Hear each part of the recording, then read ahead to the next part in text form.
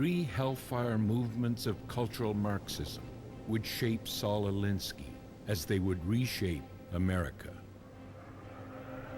The first movement is Frankfurt socialism. In 1923, Vladimir Lenin, the head of the Soviet Union, recognized that the international communist revolution would not spread to highly industrialized countries like the United States. Thus, at the University of Frankfurt in Germany, he brought together a group of scholars to retool their strategy. It was first going to be called the Marxist Institute, but in order to camouflage its nature, it was instead called the Institute for Social Research. Key members of the group moved to the United States, especially to Columbia University, during the rise of the Third Reich. While in the US, they further developed what they called critical theory. It was designed as a strategy to change, revolutionize, and bring down America by criticizing it. Max Horkheimer, Theodor Adorno, and others from the Institute developed what we now call political correctness.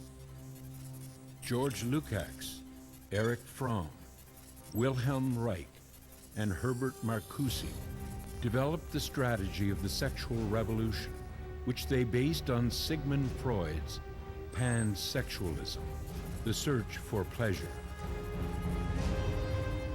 Critical theory exploited the differences between the sexes to incite gender conflict. It exploited their commonalities to incite gender confusion. The second movement is Gramsci socialism. It was established by the Italian Antonio Gramsci during the years just prior to World War I and into the 1930s.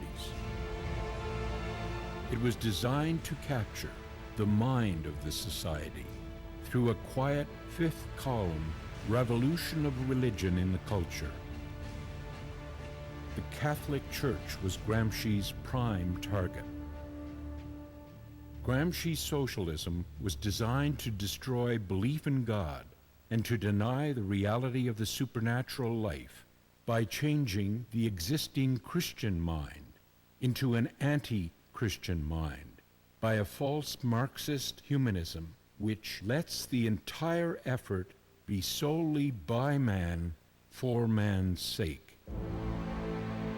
It was to do so by incrementally and gradually transforming America's Judeo-Christian culture by overthrowing its moral and spiritual values from within. It would target family life by infiltrating and transforming education, law, military, media and entertainment, unions, and public interest groups. Thus, it would make possible socialist revolutionary politics at a mass level. Gramsci sought to limit religion to private worship. He wanted public charity to be the lone benevolence of the Marxist totalitarian state. He wanted church and private charities to lose their tax-free status.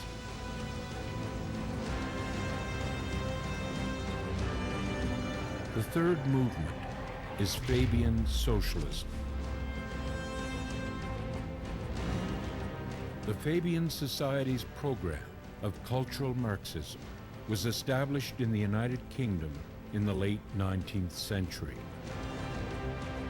It took its name from the Roman general Fabius Maximus, whose victories were won by patience and attrition, by avoiding open confrontation, by slowly dumbing down and changing the moral standards of their enemies. Their symbol is the wolf in sheep's clothing, designed by Fabian member George Bernard Shaw. Their strategy was predatory, one of concealed stealth and deception. In 1887, their stated aim was the reorganization of society by the emancipation of land and industrial capital from individual and class ownership. The society accordingly works for the extinction of private ownership of property and land.